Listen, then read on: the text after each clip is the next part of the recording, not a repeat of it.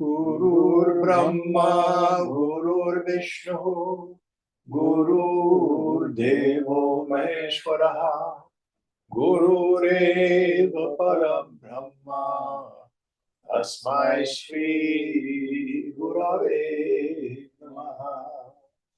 Chinmayam Vyapyat Sarvam Trilokyam Sacharacharam Atpadam Darshitam Yena Tasmai Shri Gurave Namaha. Tvameva Mata Cha Pita Tvameva Tvameva Bandhuscha Sakha Tvameva Tvameva Vidya Dravidam Tvameva Tvameva Sarvam Mama Deva Deva Tvameva Sarvam Mama Deva Deva.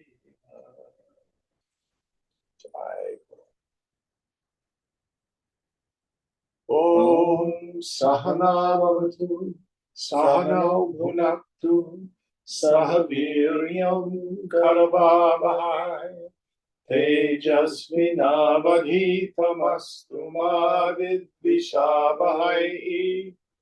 Om Shanti Shanti Shanti.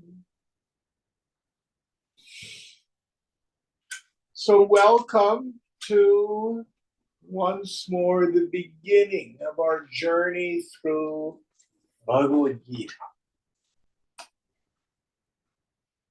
So just a little bit of review. This text is attributed to Veda Vyasa. We have no idea who the author or authors might be.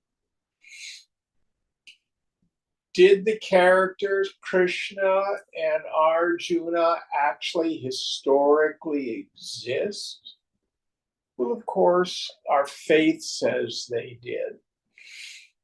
But modern archaeology, in fact, off the coast of the present-day city of Dwarka, in about 40 feet of water, they have found stone ruins of an earlier city that has to have been above sea level at one point. Now, whether it sank because of earthquakes, sea level rise at the end of the ice ages, we do not know.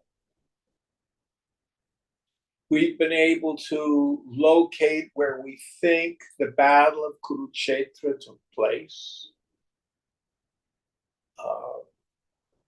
So there's no extra scriptural reference to these characters in some other cultures' texts. But we have some archaeological evidence that at least there was some historical evidence to this story. When did it take place? We do not know. I'm of the feeling that the larger poem, the Mahabharata, probably was at least started, the story started to circulate. In the late Bronze Age, there seems to have been a flowering in the Indo-European cultures of these epic poems about war, about great families. Of course, we've got the Iliad and the Odyssey, etc. The style of the Sanskrit is not that early. The style of the Sanskrit is post-Vedic period, very clearly. It's written in what we call Ovi meter or shloka, 8 syllables to a line. The Sanskrit is not difficult. The Sanskrit is very simple, but it's not archaic like much of the Vedic Sanskrit. Some people wonder, is Bhagavad Gita actually part of this larger poem, the Mahabharata? I don't know.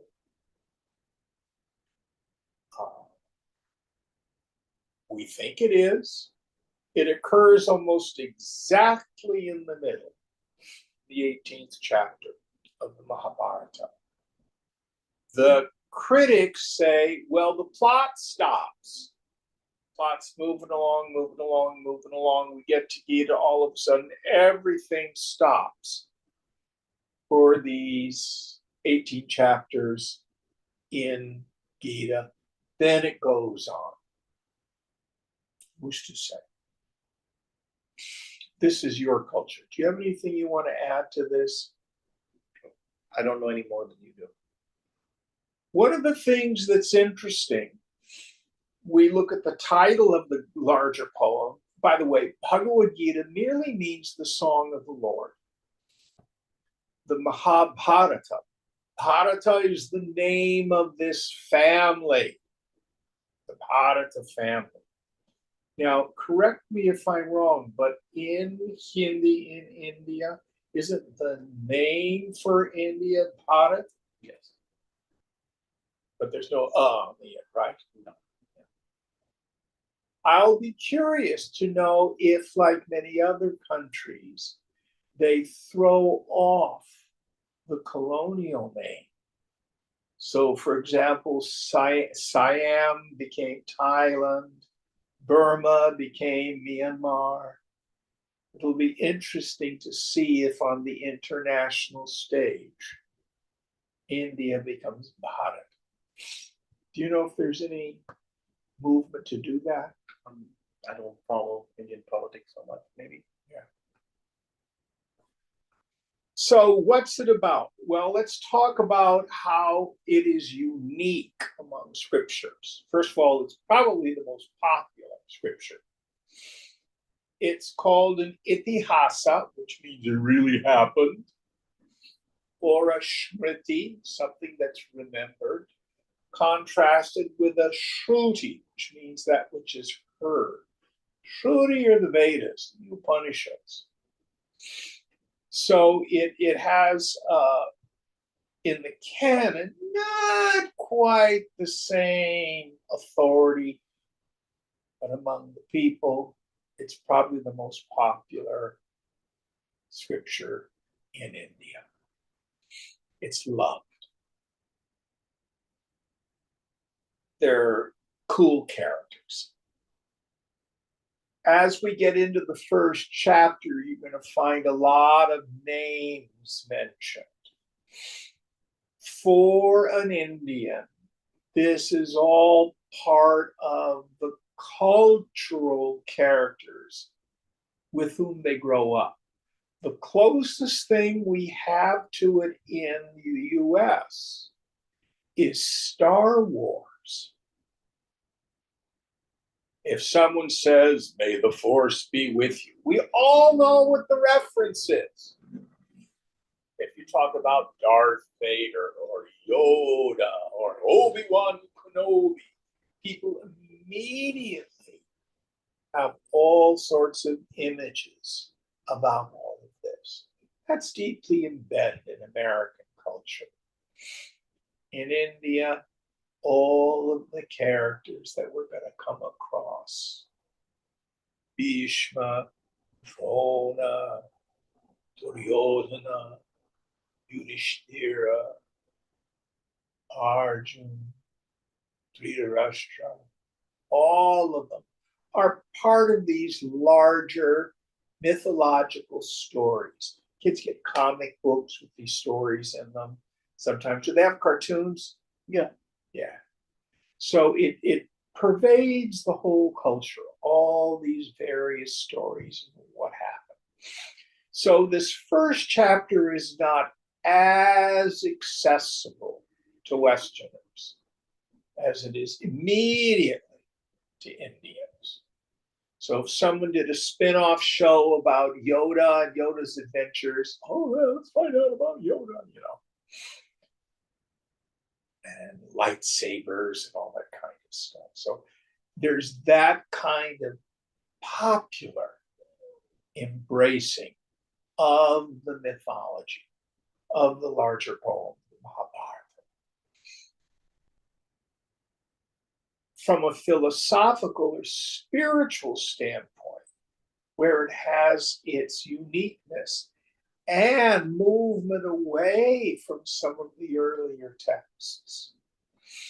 The earlier texts are largely aimed at young Brahmin men who are leaving the world to become renunciates and ascetics, sannyasis. In much of the early literature, we have the necessity of giving up wife, children, home, job, possessions. This is not the paradigm in Bhagavad Gita. Arjuna is a general in the Pandava army. Culturally, I think the closest example we might have today is someone like a General Petraeus. Back in Gulf War I, we could say General Schwarzkopf. Patton, you might say, or an Eisenhower in the Second World War. And what makes this outrageous is Lord Krishna is his charioteer. So it would be like General Patton wanting to go reconnoiter the German army, and Jesus was his Jeep driver. What? Yeah. So Krishna is an avatar, a divine incarnation of God, who has this important job of just being the charioteer. He drives the damn chariot. In those days in warfare, one person would drive the chariot, and then the Lord would be behind him, and he's the guy with the arrows shooting at people. So he didn't have to deal with driving the chariot. So Krishna, it's like he's Arjuna's Jeep driver. It's outrageous. So Arjuna is an ordinary person, a man of action. He's got a worldly job. He's a general. He's married. It's a rather strange marriage. We won't go into that right now. In this country, we have polygamy. One man can have several wives. In this particular story, there's one wife who has several husbands. But that's not addressed in this story. And it's a fratricidal civil war.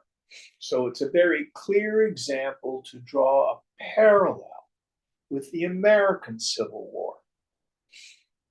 In the American Civil War, you had frequently brother against brother, father against son.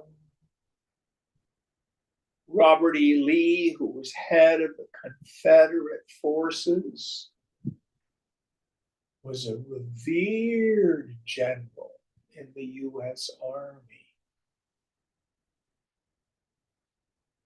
West Point graduate.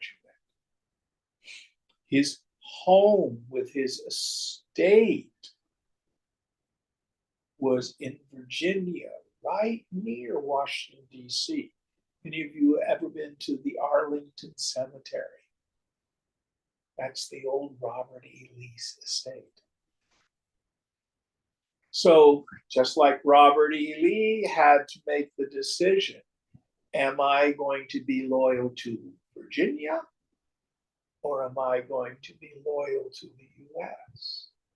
Especially since I don't agree with what the US is doing. Made his choice. So who's right and who's wrong? That becomes difficult to see. Now, for a general, there is nothing more glorious for a soldier than a righteous war. So eventually, for example, in the American Civil War, it was a fight to end slavery.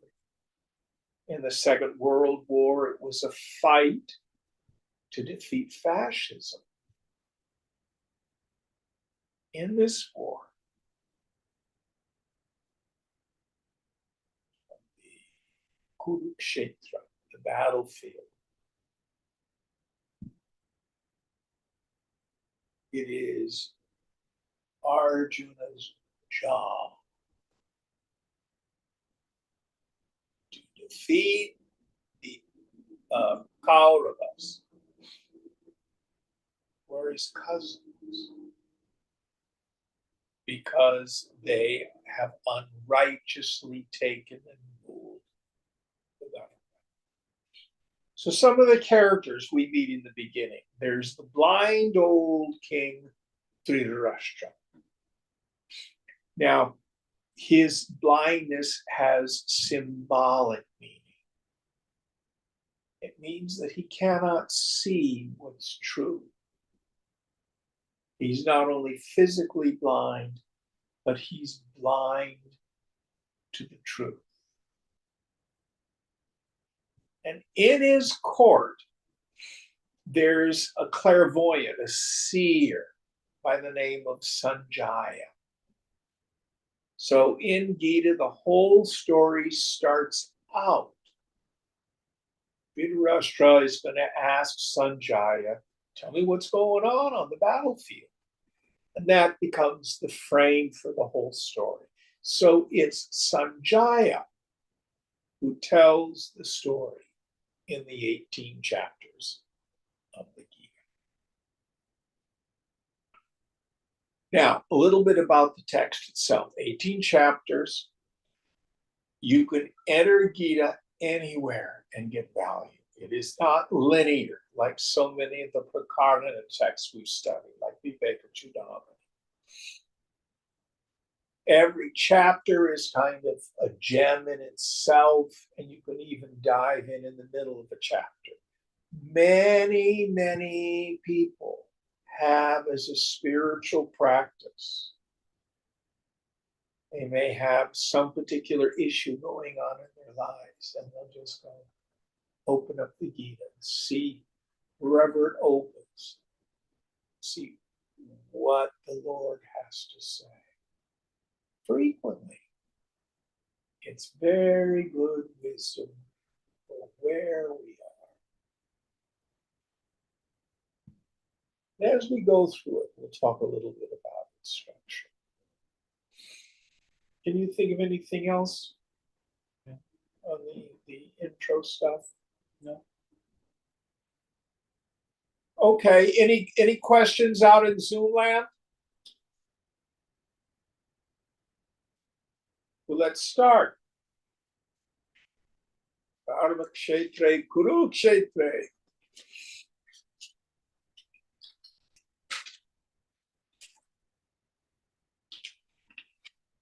You have enough light? Yeah.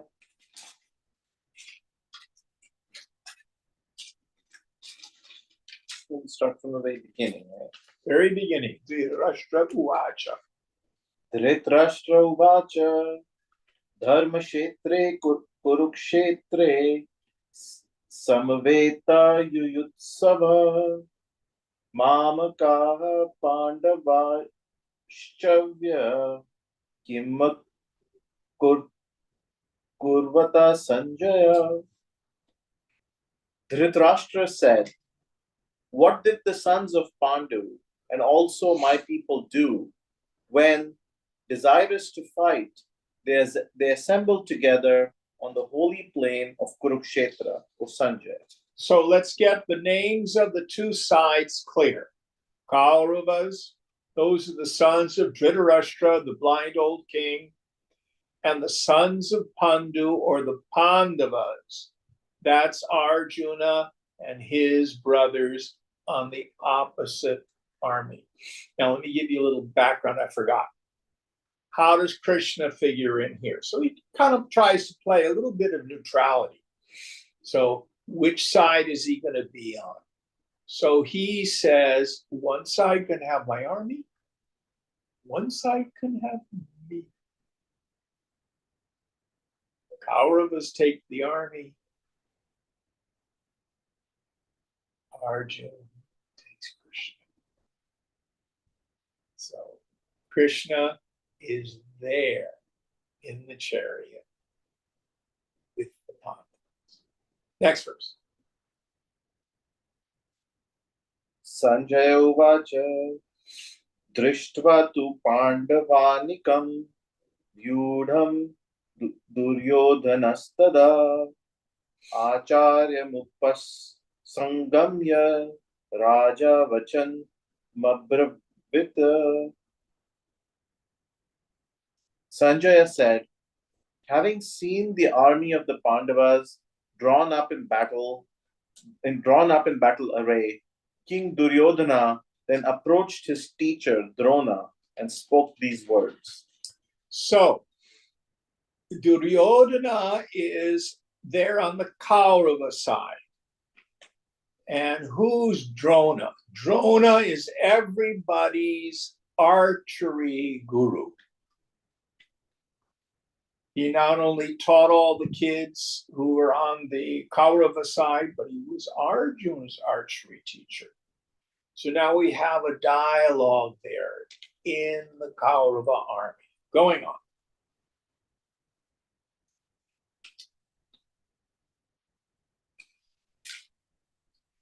Duryodhana is actually Dhritarashtra's son, isn't he? Correct. Yeah. Pashyetam Panduputra Macharya Mahitam Chamumam Vyudham Drupadaputrena Tava Shishyena Dhimata. Behold, O teacher, this mighty army of the sons of Pandu, arrayed by the son of Drupada, thy wise disciple. So here, Duryodhana is pointing at the Pandava army, the sons of Draupadi, and they're arrayed to fight. Going on. Atra Shura Maheshvasa Bhishamarjun Samayudhi Yuyudhano Viratashta Drupadashva Maharatham. Both of these are together, so I'll just do them together. Okay. Drishtakeshu Chitkitanaha Kashijascha Viravyana Purujit Kunti Bhoshajya Saibhasya Cha Narapungavaha. Here are heroes, mighty archers, equal in battle to Bhima and Arjuna, Yuyudhana, Virata, and Drupada, each commanding 11,000 archers. Dhrishta Ketu, Chekitana, and the valiant king of Kashi, Purujit, and Kunti Bhoja and Saibhya, the best of men. So now he's listing off the colonels and the brigadier generals in the army, who's in charge of various groups of warriors. And then they will have a chariot, and then they'll have a banner, and everybody, follows that chariot with the banner into battle. And you got to protect that banner. Don't let the enemy get the banner. Going on. युद्ध मनुष्य च विक्रांत उत्तमजुश्च वीर्यावन सौभद्रो द्रौपद्यश्च सर्व एवं महारथम्. The strong Yuddhamanyu and the brave Uttamaujas, the son of Subhadra and the sons of Draupadi, all of them divisional commanders. So again, he's listing off the commanders in the Pandava army. We don't need to know who these characters are. They're all important mythological characters in the larger Mahabharata story. But in terms of the Gita, they're not significant. So we don't need to go in. Next one. Asmakam tu vishishta ye tannibodha vijottama nayakamam sainasya sanjanartha tanabrivamite. Know also, O best among the twice born, the names of those who are the most distinguished amongst ourselves, the leaders of my army. These I name to thee for thy information. So now he's going to list off the commanders, the leaders, the colonels, and the brigadier generals in the Kaurava army. This is who we have fighting them. And again, these names have significance, like I was saying, much like Star Wars characters do to us. Going on. Bhavan Bhishamacha, Karnascha, Kripascha, Samitinchaya, Ashwathama, Vikarnascha, Saumadityathaivacha, yourself and Bhishma, and Karna, and also Kripa, the victorious in war, Ashwathama, Vikarna, and also the son of Somadatta. So, of these characters, the most important one to be aware of is Bhishma. Who is Bhishma? Bhishma is the grandfather.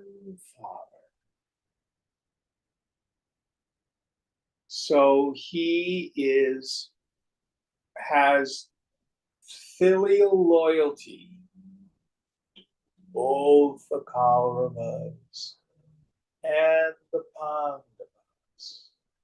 Now, Bhishma is strong. Why did he choose the Kauravas? That's always been an interesting question to me. Because he was following orders. This is what Dhritarashtra, the king, wanted. That's where he felt his duty was, his loyalty. Now, how this whole thing started is a wonderful story. I'm of the mind that Arjun's older brother, Yudhishthira, probably needed to go to Gamblers Anonymous. He's foolish. In a dice game, he loses the entire country. Has to go off into the forest, has adventures for a whole bunch of years. But when he comes back, the Kauravas are supposed to give him the throne back, and they don't. Now, you could step back and say, might have been a good decision. This guy has very poor judgment. Yet he was the rightful king.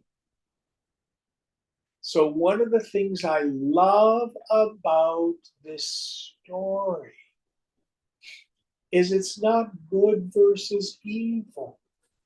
It's not black and white.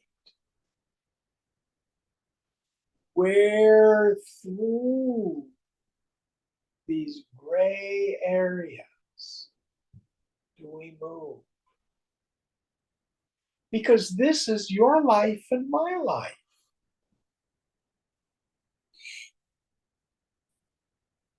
I was talking with someone this week, and he's a reasonably progressive fellow. For some reason, I didn't inquire. I have my opinions. He's decided he's not going to vote for Kamala Harris. But he's not going to vote for Trump.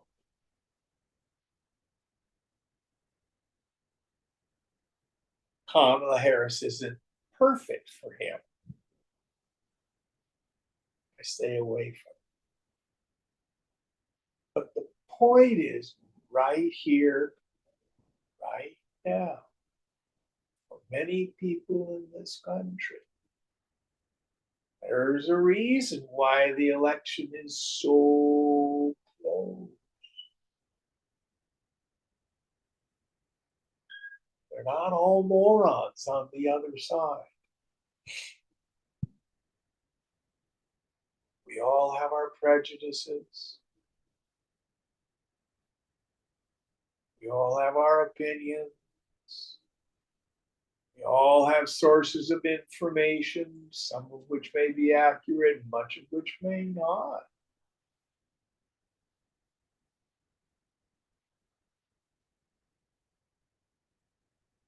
The point is this idea that in the world, how to act is not always a clear-cut choice. And if we spin down into egoism,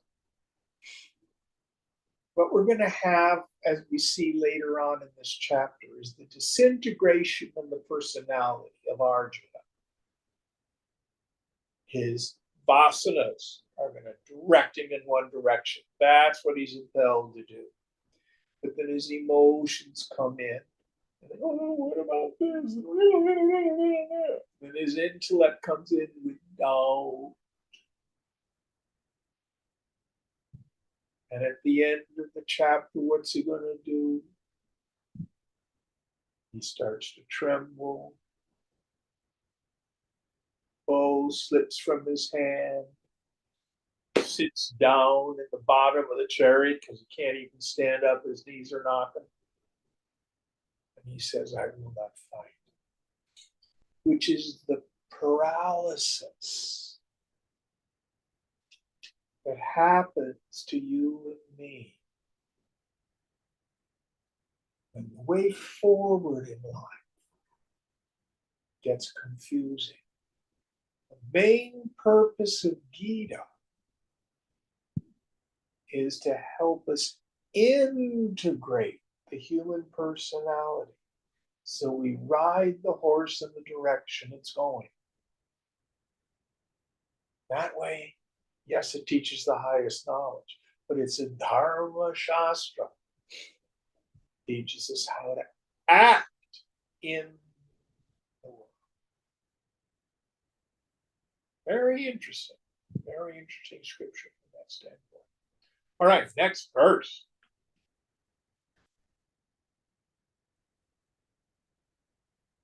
Anye cha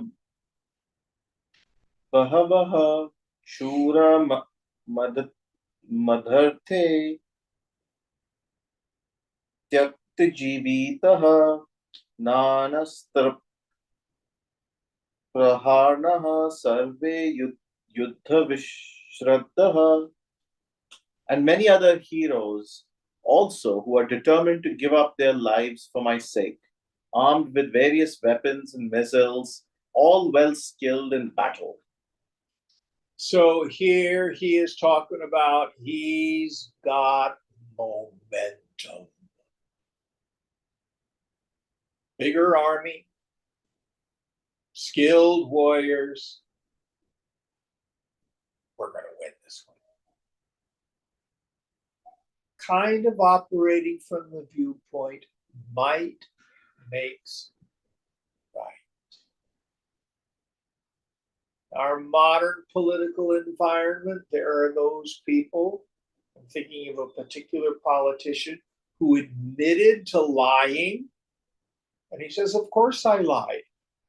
It makes all the media pay attention, so then I can put forward the ideas I want. The truth is irrelevant or relative.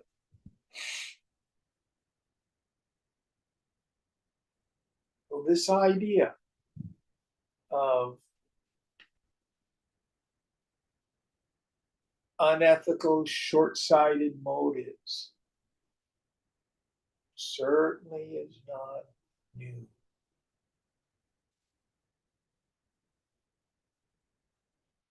Next verse. Aparyaptam tadasmakam balam bhishmadhirshitam paryaptam tvidam me tushaha balam bhima bhirikshitam. This army of ours, defended by Bhishma, is insufficient, whereas that army of theirs, defended by Bhima, is sufficient. Or this army of ours, protected by Bhishma, is unlimited, whereas that army of theirs, protected by Bhima, is limited. Yes. So the Sanskrit is unclear here. Basically, what he's saying is, my button is bigger than your button, like what Trump said to Kim Jong-il. So we're going to beat him. We're going to beat him. Next one. Ayaneshu che sarveshu yatha bhagam vashistatha bhishamevabhir akshantu bhavantah sarva evahi.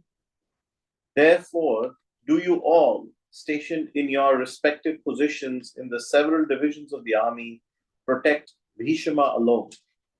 Yes. So here again, this idea that the standard represents that the army is still on the battlefield and the general is still in charge. So here, Duryodhana says, protect the standard. Going on.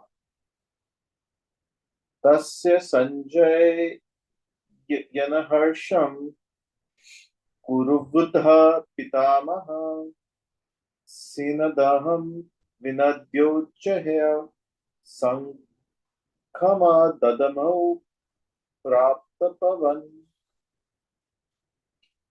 His glorious grandsire Bhishma, the oldest of the Kauravas, in order to cheer Duryodhana, now sounded aloud in a lion's roar and blew his conch. Yes.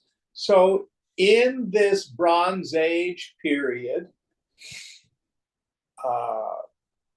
warriors would line up and they would endeavor to intimidate the opposing army by yelling war cries. And modern day, they have trumpets. The Celts would use bagpipes for the same thing, to try to make a horrific sound to intimidate the enemy. This particular day and age, they would blow a conch shell, trumpet-like sound. So he blows his conch. To battle! Going on. Tataha Shankascha Bheryascha Panvan Kagomukha Sahasavya Vibhyanta Sasabdumulo Bhavata. Then, following Bhishma, conches and kettle drums, tabors, drums, and cow horns blared forth quite suddenly, and the sound was tremendous. And the word in Sanskrit is tumulo. And I think we get the English word tumultuous from the same root. So after Duryodhana, no, I guess it was Bhishma, blew his conch, and everybody else makes this loud noise to intimidate the enemy. Next verse.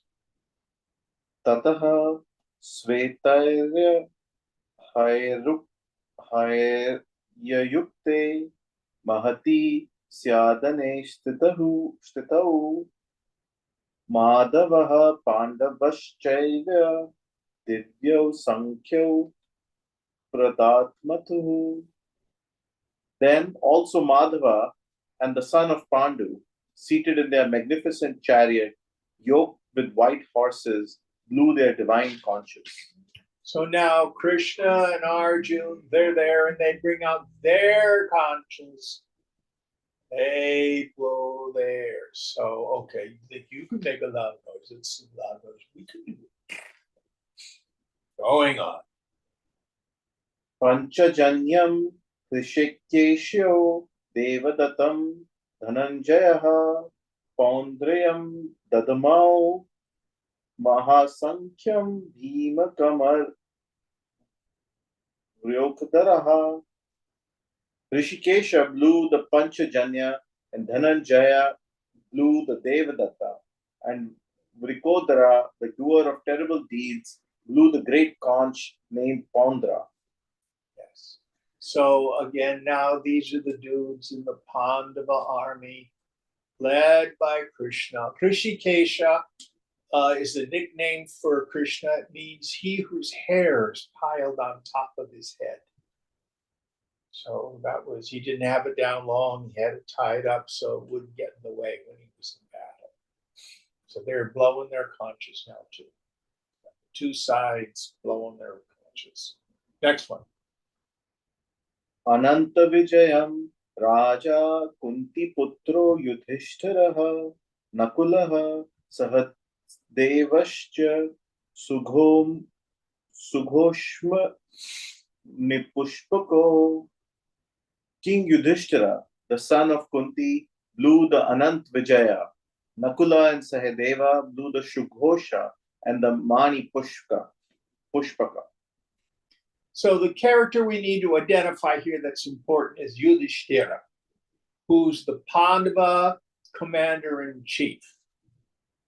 So Arjun is a general, but Yudhishthira is the king in waiting. He's the one who should be on the throne. Of course, the king was also the chief warrior.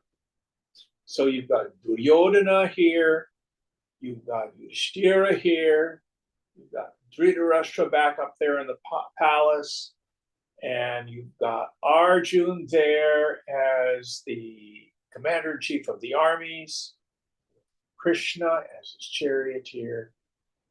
Let's rumble. See what happens. Kashyascha Parmeshvasaha Shikhandi cha Maharataha Trishtya Dyumno Viratascha Satya Kishpa Parajitaha. The king of Kashi, an excellent archer, Shikhandi, the mighty commander of 11,000 archers, Drishtadyumna, and Virata and Satyaki, the unconquered. So here they're talking a bit about tactics. So you've got the war chariots, you certainly got infantry, but you also have archers, which would be shooting arrows into the opposing army. And they had shields. You know, they put the shields up over their head and the arrows would stick in them. That's how they would guard stuff like that. Going on. Drupado Draupadeyascha Sarvashaha Prithvipate Saubhadrascha Mahabhuya Sankhadadhamadhu Prathak. Drupada and the sons of Draupadi, O Lord of the earth, and the son of Subhadra, the mighty armed, blew their respective conches. So again, these are more Pandava chieftains blowing their horns. Going on. Sagho Saghoshodharthasthananam Hridayani Vyadarayata Nabhascha Prithaivi Chaiva Tumulo Nunadayan. That tumultuous sound rent the hearts of the people of Dhritarashtra's party and made both heaven and earth reverberate.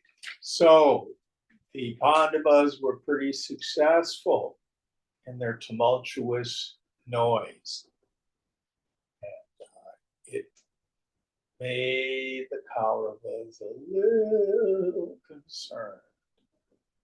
Probably because many of them at some level knew they were just following orders, but for them it wasn't a righteous war.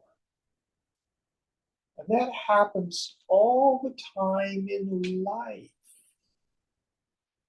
Have any of you had jobs where you don't quite totally agree with the ethics of the powers that be? But you need the paycheck, you've got a contract, so you put your head down and just do your job. Again, one of the things I love about this text is it's not black and white. It's not good versus evil. There's shades of gray. Next verse. Atha Vyavasthitandrastava Dharastranakapitadvajaha Pravratte Shastra Sampate Dhanurudya Maya Pandavaha. The next one's connected. Okay. Rishikesham Tada. No, it's Rishikesham Tada Vakumidavaha Mahipate. Number 20 has 3 lines. Then, seeing the people of Dhritarashtra's party standing arrayed and the discharge of weapons about to begin, Arjuna, the son of Pandu, whose ensign was a monkey, took up his bow and said these words to Krishna, O Lord of the earth. So, Arjuna here is in the frame of mind of a man of action. No doubt, no worry. He's just dealing with what's happening. He's going to give an order to his charioteer. Going on. Arjuna Vacha Sena Yorubhayo Madhye Ratham Sthapya Michyutya.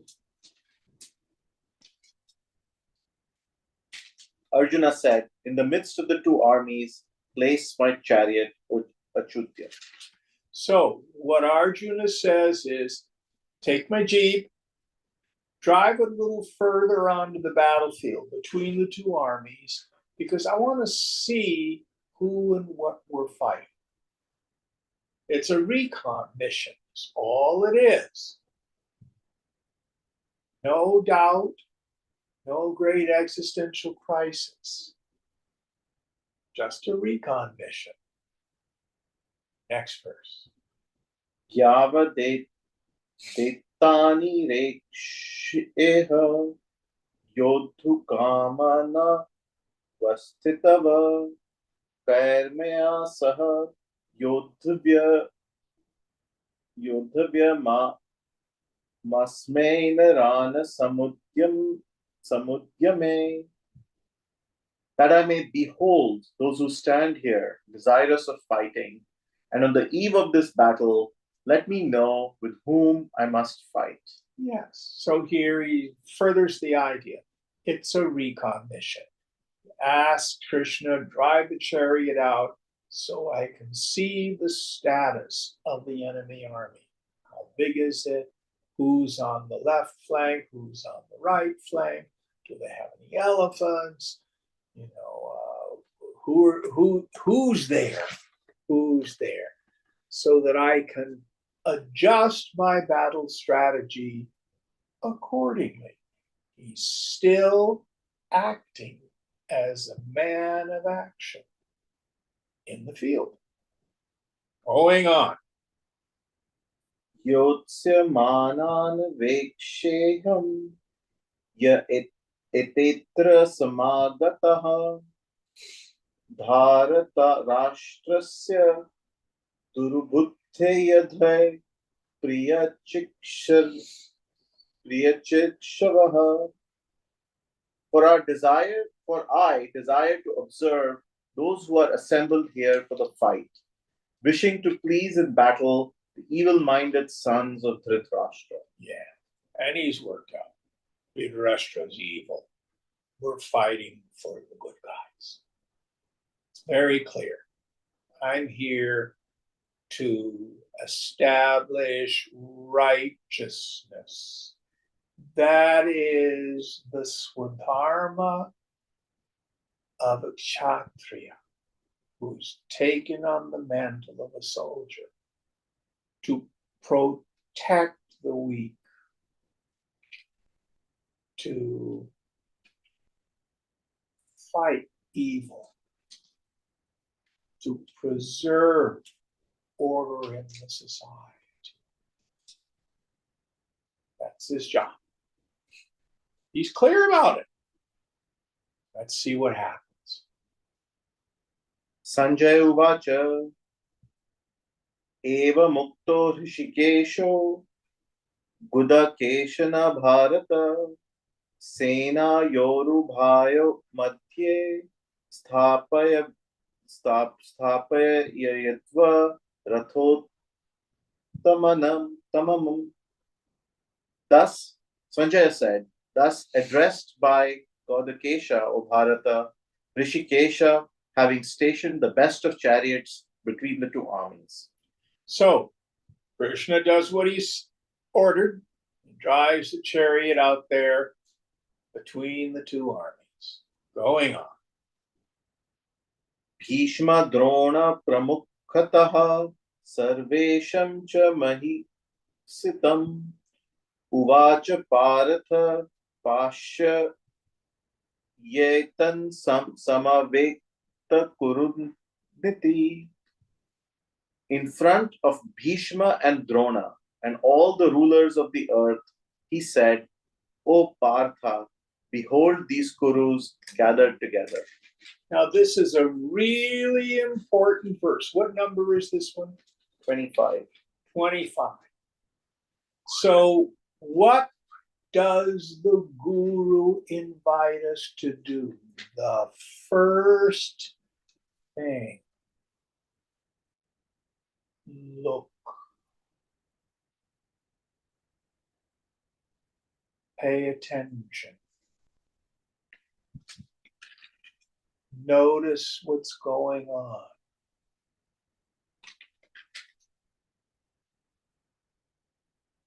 %90 of our healing is awareness. This is the great value of meditation when we get there. Just don't do something, sit there and look and see what's going on in your mind. When we're in a work situation or relationship stuff, can you dial down your own self-absorbed reactivity? Look. See what's so. See what's going on.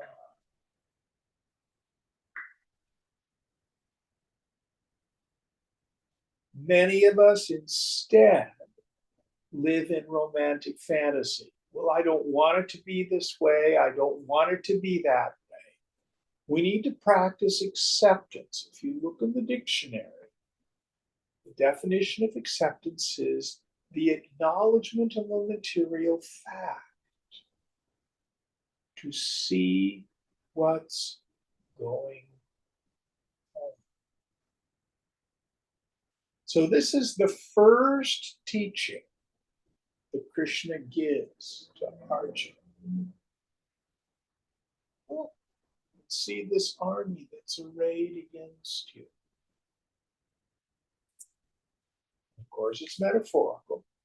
Not only means look and see what's going on in your environment, where your triggers are, but also Sakshi Bhava, beginning to witness our own minds, see what's going on. How many times in a class have you heard me say, who here got upset this week? Tell me this is the first time you felt this way. Same situation, same stupid trigger, same stupid reaction, same stupid response. They did it to me. Aren't you tired of it? And until we can stop and see what's going on, there's no hope of peace. So here Lord Krishna says to Arjuna, he knows his mind. Look at the opposing army. And let's see what happens to dear Arjuna when that happens. Going on. Tatra pashyati tad partha pitran natha pitramahan acharyan matula bhratan putran pautra sakhim statha.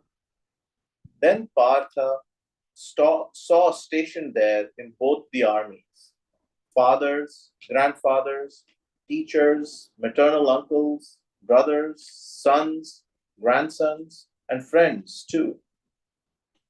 So all of a sudden, it's not just an army over there. He sees that they're human beings. Not only that, they're his own relatives.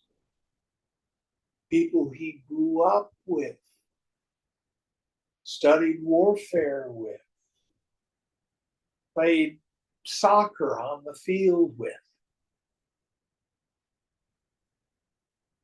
And in both armies, all of a sudden he becomes aware of the fact. Closest we can come to it in relatively modern times. When the Civil War started, I can't remember what the first serious battle was. My memory escapes me. But a lot of people, especially on the Union side, many of the families and the women, oh, look at my husband or my son, oh, their uniform is so shiny and stuff like that. And they brought out stuff for a picnic. They didn't realize this was war. And all of a sudden, not hundreds, but thousands of people, both sides were killed. All of a sudden, this is real war. This isn't just marching around parade grounds. So this is the kind of reaction that Arjuna is having. He's not naive about it. He's been a soldier. He knows war is hell. Let's see what happens going on. Svasurna suhurdaschayvya senayorubhyorapi tanasammiksya sakonteya savaran bandha bandhun vastithan. He saw fathers-in-law and friends also in both the armies. Then the son of Kunti, seeing all these kinsmen thus standing arrayed, spoke thus, sorrowfully, filled with deep pity. So all of a sudden, he's having a very human reaction. I'm not sure this war is a good idea. These are people I love and who love me. And I see lots of people who love one another.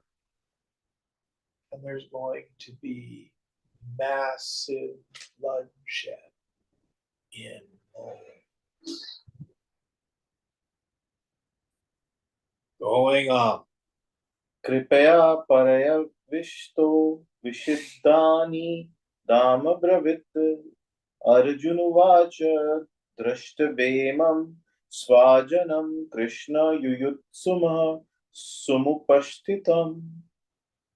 Arjun said, seeing these, my kinsmen, O Krishna, arrayed eager to fight. The next one's kind of disconnected. Should I just read both together? Yeah. I'll read the 29 too.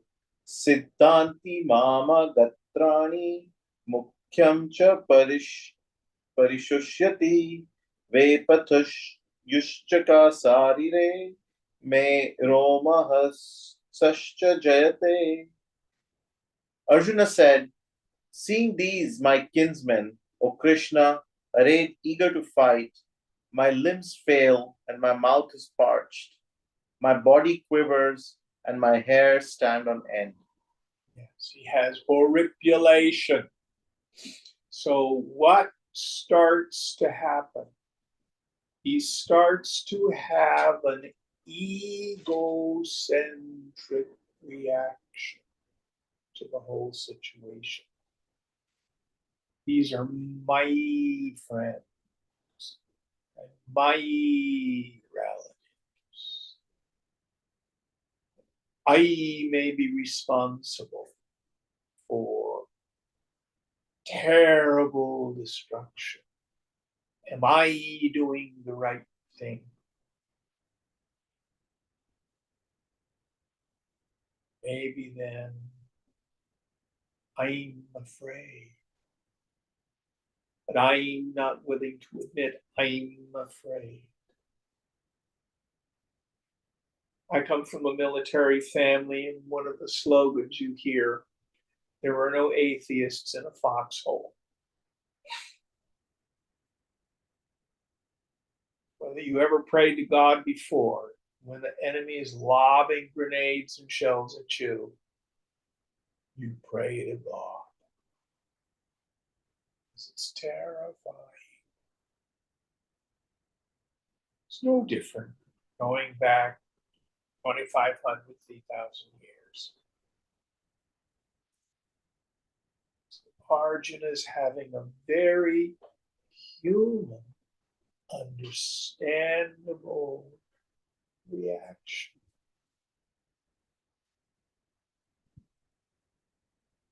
But the result of it is he starts to lose his courage. Something similar in modern warfare. There you are in a C-17, and the door in the back of the plane opens, and there's a whole squadron of paratroopers. They're supposed to go out and land behind enemy lines. And one of the soldiers is terrified.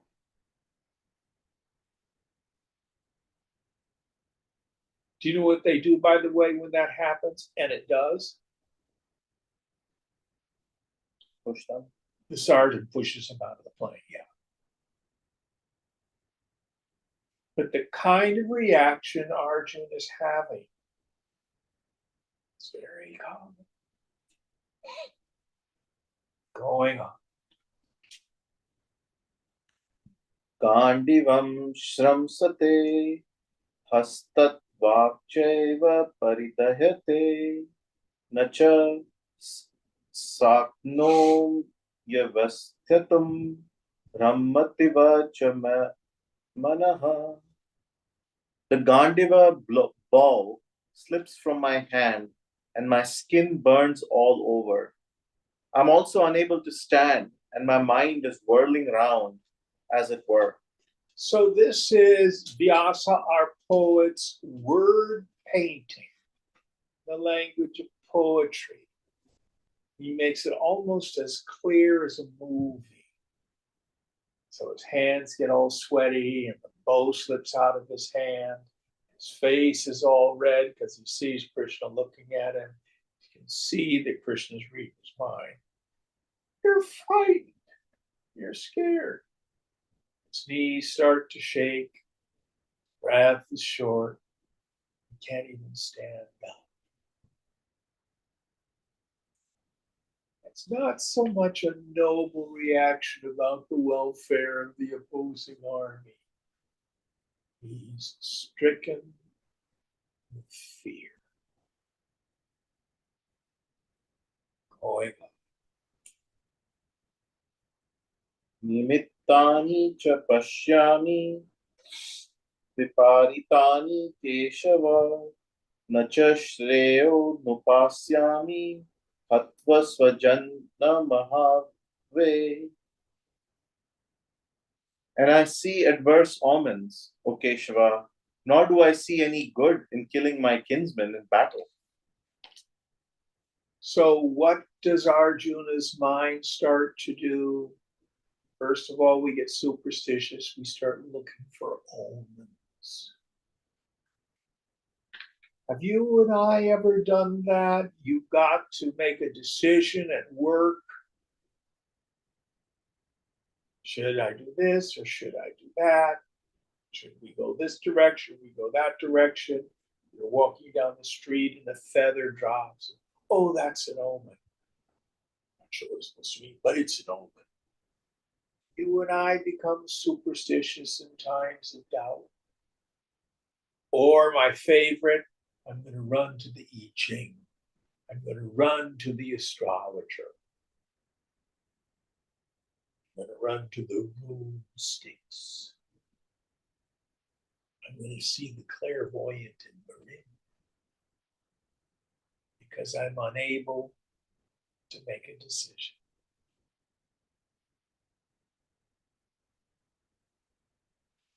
And then the mind starts to rationalize. He's looking for a way out of his duty. His mind is starting to come up with excuses. What I love about this next section is he starts to lecture Krishna.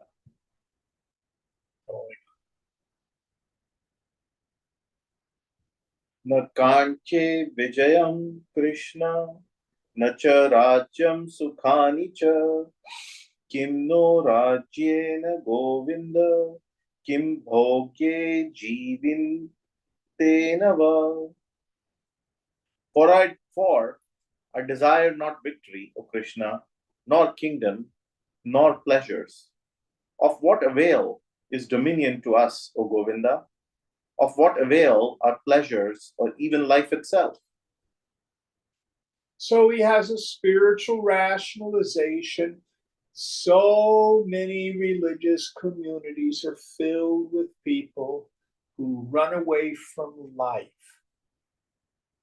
Join the monastery, join the ashram, because of their inability to face their fear and their anxiety in life. How many more verses in this chapter? Are we close to the end? I can't remember. We are 32. Oh, we have a lot more. Yeah. Okay. We'll end here tonight. So we're on 32 or 33 next week. Next week, 33. 33. And we will continue to see the psychological collapse of Arjuna because of his identification ego. Om Purnamada Purnamidam Purnat Purnamudachyate Purnasya Purnamadhaya Purnameva Shishyate.